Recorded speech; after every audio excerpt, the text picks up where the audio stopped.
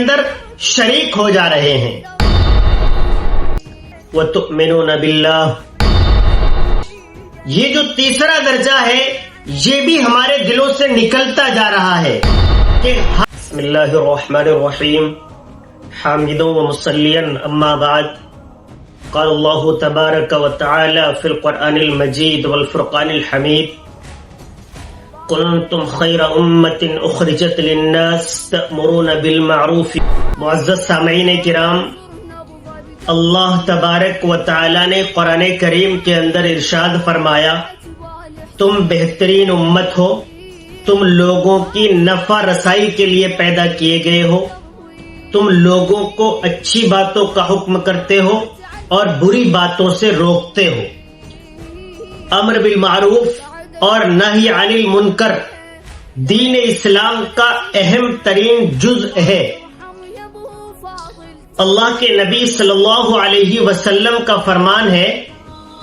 کہ اگر تم اپنے سامنے کوئی برا کام ہوتے ہوئے دیکھو، کوئی غلط کام ہوتے ہوئے دیکھو تو تمہاری ذمہ داری ہے، اگر تمہارے اندر ہمت، طاقت اور وسعت ہے کہ تم اسے ہاتھ سے روک دو تو تمہاری ذمہ داری ہے کہ تم اسے ہاتھ سے روک دو، اور اگر اتنی ہمت طاقت نہیں ہے کہ آپ ہاتھ سے روک دیں تو آپ کی ذمہ داری یہ بنتی ہے کہ آپ اس کو زبان سے روک دیں یا زبان سے اسے بتا دیں کہ آپ یہ غلط کر رہے ہیں، یہ شریعت اسلامیہ کے اعتبار سے ناجائز ہے، آپ کو اسے نہیں کرنا چاہیے۔ اگر آپ اس کی بھی ہمت، طاقت اور قوت نہیں رکھتے ہیں تو اسلام کا آخری درجہ یہ ہے کہ آپ اسے دل سے برا محسوس کریں کہ واقعی یہ جو شخص کر رہا ہے، یہ جو کام ہو رہا ہے یہ بالکل غلط ہے،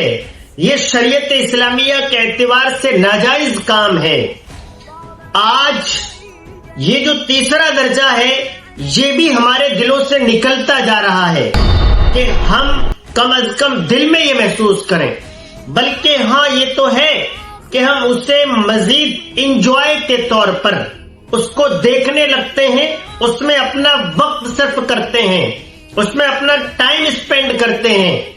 تو اس طریقے پر گویا ہم اس گناہ کے اندر شریک ہو جا رہے ہیں۔ آپ کے دل کے اندر یہ بات آ سکتی ہے کہ میرے کہنے سے کون سا وہ مان جائے گا؟ جی ہاں، ایسا ہو سکتا ہے کہ وہ آپ کے کہنے سے نہ مانے، تو یاد رکھو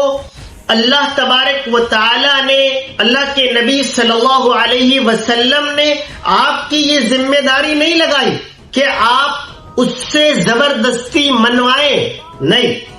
آپ کی ذمہ داری یہ لگائی ہے کہ آپ اس کو ایک بہترین انداز کے اندر